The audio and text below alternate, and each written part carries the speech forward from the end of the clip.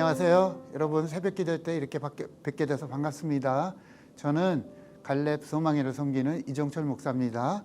오늘 함께 여러분과 나눌 말씀은 욥기 37장 말씀인데 그 중에 욥기 37장 21절에서 24절의 말씀을 제가 읽어드리도록 하겠습니다.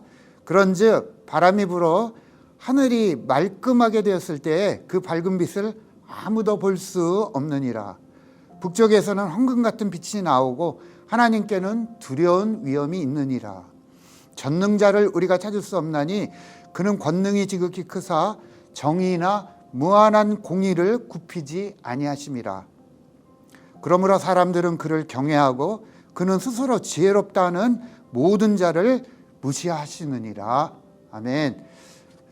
오늘 37장의 주제를 저는 하나님을 경외하는 참된 지혜라는 제목을 정하고요. 그걸 가지고 여러분과 함께 이 내용을 나누도록 하겠습니다.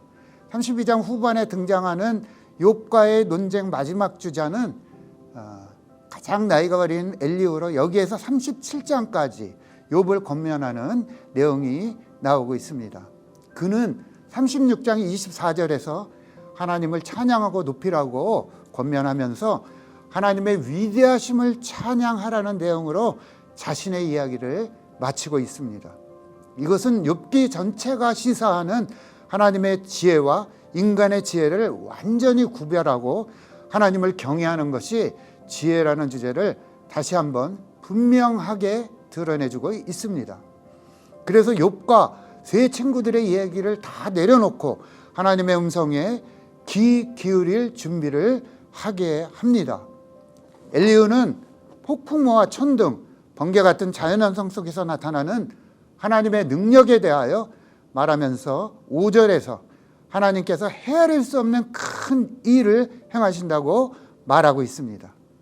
하나님께서는 눈이나 비, 또 남방의 광풍, 북방의 찬 기운을 일으키시고 얼음을 얼게 하시며 구름을 일으키는 자연의 모든 일들도 무의미하거나 목적 없이 행하시지 않으시고 그의 명하시는 것을 세계 위에 이루시고자 행하신다고 말하고 있습니다. 그러나 자연을 통해 자연의 이치와 돌아가는 모든 현상 가운데 인간이 이해할 수 있는 목적이나 이유가 도대체 얼마나 되는지 엘리후는 묻고 있습니다. 인간의 지혜는 하나님의 일을 설명할 수 없다고 하는 것이 그의 결론입니다. 폭풍우가 가라앉고 하늘은 맑아지고 하늘의 별들이 빛나는 현상에서 엘리후가 발견한 것은 하나님의 두려운 위험이라는 것입니다. 23절, 24절은 엘리후의 결론이라고 말할 수 있습니다. 우리는 우리가 가진 지혜로 전능자를 알고 측량할 수 없으며 오직 인간이 할 수 있는 일은 하나님을 경외하는 것뿐이라고 그는 강조하고 있습니다. 자연의 이치도 그렇다면 어찌 인간에게 일어나는 모든 일들의 원인과 목적과 이유를 인간이 자기 지혜로 다 안다고 할 수가 있겠습니까? 지금까지 욥과 세 친구들의 이야기는 결국 인간이 자기 지혜로 그것을 알아야 하며 또 자기 지혜에 의존하여 이것이 원인이고 목적이라고 어리석게 단정하여 말한 것들이라면 엘리후의 결론은 욥이 28장에서 말한 것과 같은 맥을 같이 합니다. 그것은 28절의 말씀으로 28장 28절에 경외함이 곧 지혜요 악을 떠남이 명철이라 하셨느니라. 하나님을 경외함이 지혜라고 욥이 말한 것을 그는 자기 결론으로 얘기를 하고 있는 것이죠. 엘리후가 여기에서 우리에게 제시해 주는 놀라운 관점이 하나 있다는 것을 우리는 놓치지 말아야 합니다. 그것은 욥과 세 친구가 매달렸던 문제, 즉 인간에게 왜 고난이 임하는가, 믿는 자에게 왜 고난이 오는가 하는 문제에 대한 접근을 그는 과거의 죄가 아니라 어떤 목적으로라는 질문, 즉 미래에 하나님께서 하시려는 목적의 관점으로 전환시켜 주고 있다고 하는 것입니다. 문제의 초점을 원인에서 목적으로 이동하여서 과거의 죄로부터 미래에 하나님이 하실 일, 곧 구원으로 옮겨가고 있다는 것입니다. 이것이 요한복음 9장에서 예수님께서 나면서 소경된 자를 고치실 때 접근하셨던 방식이라는 것을 우리가 기억하면 좋겠습니다. 엘리후의 지혜는 우리가 생각하는 신학적, 과학적, 철학적 이런 지식의 접근이 아니라 하나님을 경외하는 삶의 방식이라고 말하고 있는 것입니다. 사도 바울도 고린도전서 1장 24절에서 그리스도 자신을 하나님의 지혜로 말씀하고 있습니다. 하나님의 지혜는 십자가에서 나타나셨고, 그리고 그 지혜는 하나님의 고난을 받는 현장에서 드러났다고 얘기하고 있는 것이죠. 제가 읽은 책 중에 노벨 문학상을 받은 엘리 위셀이라는 사람이 쓴 나이트라는 소설이 있습니다. 소설이지만 다큐멘터리 같은 책이죠. 거기에서 나오는 한 대목을 지금도 잊을 수가 없습니다. 600만 유대인의 학살, 나치의 학살 내용을 다룬 책입니다.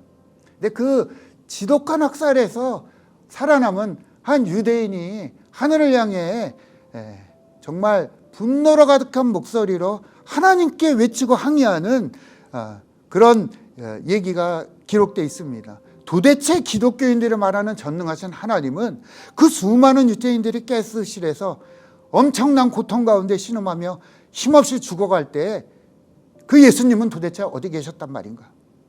600만 명의 죽음의 소리조차 그는 듣지 못했단 말인가? 그런 예수가 진정 메시아라면 왜 그는 침묵하셨는가? 이런 독한 분노를 발할 때 그 이야기를 곁에서 가만히 듣던 한 경건한 유대인 기독교 신자가 이렇게 얘기를 했다고 합니다. 어디에나 계시며 십자가의 처절한 고통과 죽음을 경험하신 주님께서 힘없이 죽어가는 영혼들을 구원하시기에 그분이 어디에 계셨겠는가?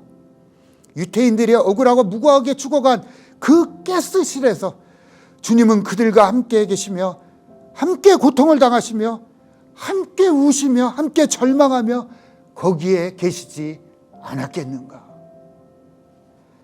성도는 살아가면서 하나님을 믿지만 그럼에도 불구하고 고난과 아픔, 자기 힘으로 감당할 수 없는 이런 연약함을 경험할 때 그는 오히려 고난으로 말미암아 하나님을 배우고 하나님께 더 귀를 기울이며 성령의 은혜 안에서 하나님을 경외하는 삶을 살아가는 것이라고 허드슨 테일러 선교사님은 예수를 따르는 길이라는 책에서 밝히고 있습니다. 욥과 같은 하나님들이 이런 고난을 통해 원하는 보상은 무엇입니까? 오직 한 가지 우리가 기억하면 좋겠습니다. 초월하여 계시는 전능자 하나님과 깊은 교제, 그분을 경외하는 삶, 그 자체가 믿는 사람들에게는 가장 뛰어난 보상임을 우리 모두가 기억하는 그 사실이 되시기를 바랍니다. 그리고 우리 각자에게 주신 고난을 오히려 감사하면서 주님을 높이는 믿음의 승리가 있으시기를 예수 그리스도의 이름으로 축원합니다. 기도하겠습니다. 과거에 매여 살고 현재에 눌려 살아가는 저희들을 주여 불쌍히 여겨 주시옵소서. 이제는 눈을 들어 장래 우리에게 은혜 베푸실 하나님의 계획을 바라볼 수 있는 영적 안목을 허락해 주옵소서.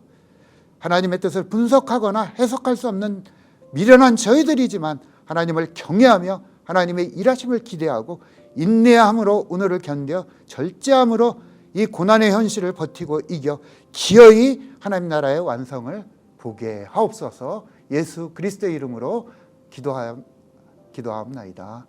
아멘.